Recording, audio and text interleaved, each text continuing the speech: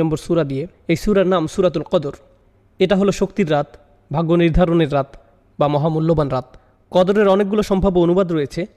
আজ রাত এই সূরা নিয়ে আলোচনা করার উপযুক্ত সময়, যেহেতু আমরা রমজানের শেষ 10 দিনে প্রবেশ করেছি। আমাদের ঐতিহ্যে এই রাত নিয়ে অসংখ্য অভিমত পাওয়া যায়। কেউ কেউ গণনা করে দেখেছেন 40-এর মতো অভিমত রয়েছে। আমার কাছে ব্যাপারটা মজার মনে হয়েছে, কারণ রাত হতে পারে সর্বোচ্চ 30টি, আর কোনটি সেই রাত তা নিয়ে মত রয়েছে 40টি।